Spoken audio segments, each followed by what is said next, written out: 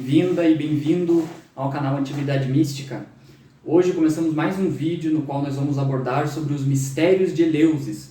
Se você não sabe o que são os mistérios da Antiguidade, os mistérios de Eleusis, assistam os vídeos anteriores do canal. Nos 2 primeiros vídeos eu fiz uma introdução geral aos chamados mistérios da Antiguidade. O que são esses mistérios? No terceiro vídeo eu fiz uma introdução aos mistérios de Eleusis e hoje eu prometi que eu ia começar falando sobre o mito fundador da cidade de Eleusis. Começo falando sobre as duas deusas fundadoras dos mistérios, Deméter e Perséfone. Deméter é a deusa mãe, a deusa da terra, de onde todas as coisas vêm e para onde todas as coisas voltam. Como assim, para onde todas as coisas voltam? Quando você morre, você vai ser enterrado. Teu corpo vai se diluir na terra. Os organismos que faziam parte de você vão passar a fazer parte da vida de outras coisas.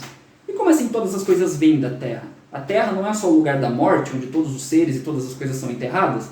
Não, a terra também é o lugar de onde vem toda a vida.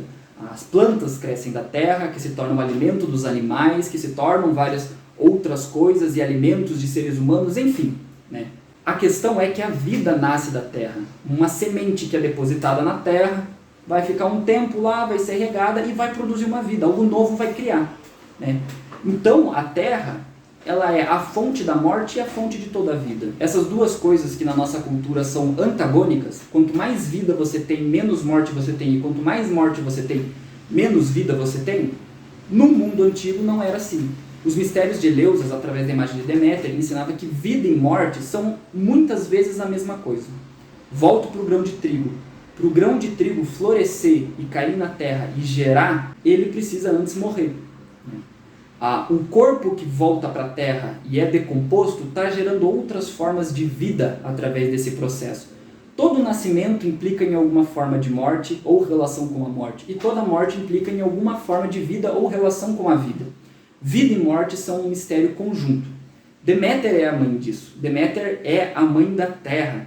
Tem gente que especula que a própria origem do termo Deméter viria de Méter mesmo, mãe, apesar disso não ser provado academicamente ainda. Fato é que nós temos essa grande mãe, que é a senhora de tudo aquilo que emerge da terra, que está vinculado às noções de fertilidade, porque aquilo que emana da terra é aquilo que vai ser transformado em alimento, é aquilo que a gente vai comer.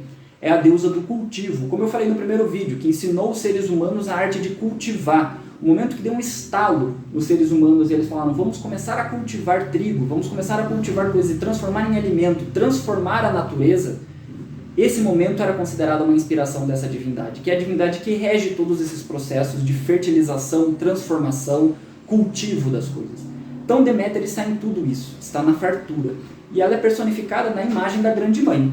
Muitas vezes as pessoas acham que a grande mãe da terra grega seria Gaia, ou mais corretamente no grego Gen.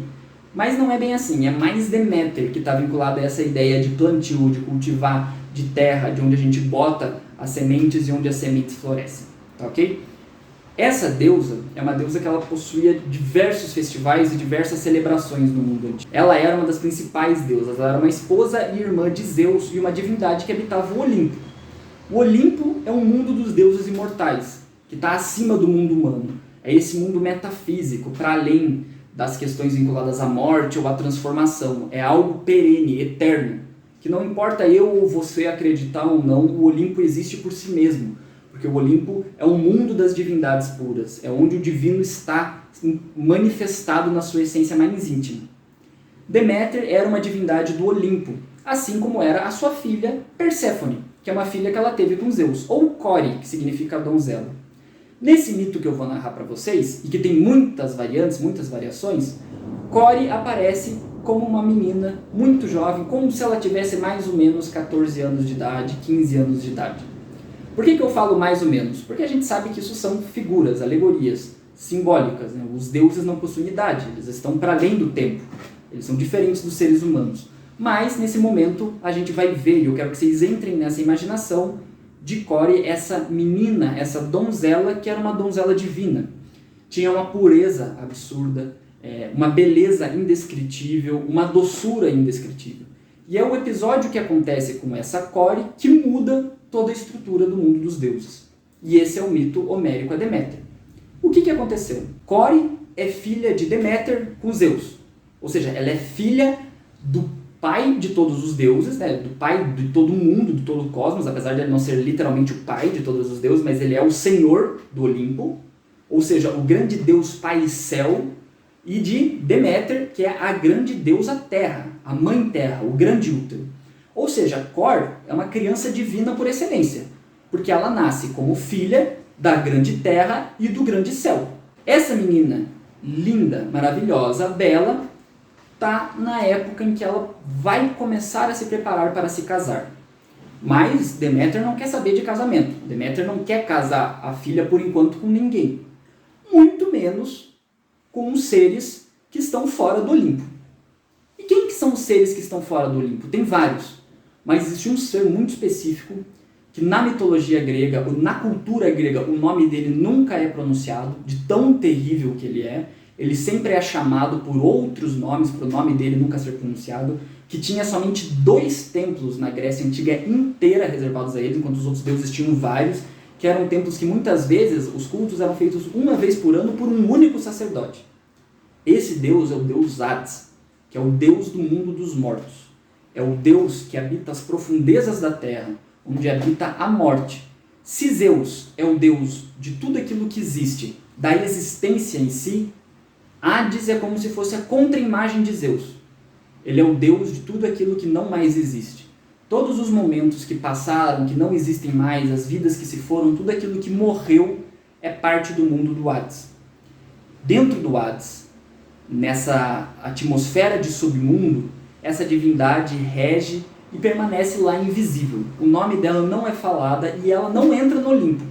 Existe o mundo do Olimpo, que é o mundo da existência, do imortal, e existe o mundo do Hades, que é o mundo daquilo que não existe mais, da não existência. Bom, qual que é a grande chave desse mito? Que Zeus, em determinado momento, promete a Hades, sem o consentimento de Deméter, a mão de sua filha, da sua filha Perséfone, a Cor. E disso vai resultar um casamento catastrófico. Porque se casar nesse momento já é entendido pela Deméter e pela própria Cor como algo que elas não estão querendo muito, casar com esse ser terrível que habita as profundezas e que é o ser da morte equivale quase como matar Cor. Matar Perséfone. Porque ela vai ser relegada ao mundo da não existência, ao mundo dos mortos. Isso significa quase, e aí fica o paradoxo, matar um ser imortal. Fazer isso é uma coisa que é uma calamidade para o mundo grego. Mas quando Zeus arranja esse casamento, o que está prestes a acontecer é algo muito parecido com isso. E como que isso acontece? Em determinado momento, Cor está junto das ninfas, que são as forças sempre rejuvenescedoras da natureza, colhendo flores, e um abismo gigantesco se abre na frente dela. O abismo, que é a ausência de qualquer chão, é a não existência, é uma espécie de um nada cósmico, um vazio existencial se abre diante dela. De dentro desse abismo sai Hades com sua carruagem, e essa carruagem, no qual está lá, pela primeira vez depois de muito tempo, saído dos infernos, saído do submundo, o deus da morte olha a Cor e rapta ela. Leva ela para baixo e o abismo se fecha. Cor nesse momento dá um grito. Esse grito é escutado somente pela lua e por mais ninguém. De um instante para o outro, a donzela divina, Cor, desapareceu e não existe mais nenhum rastro dela, nem na terra, nem no mundo dos deuses. Eu vou aprofundar e falar a próxima parte desse mito no próximo vídeo. Se inscreve aqui no nosso canal que você vai daqui uma semana receber a notificação da chegada desse vídeo. Um abraço, muito obrigado.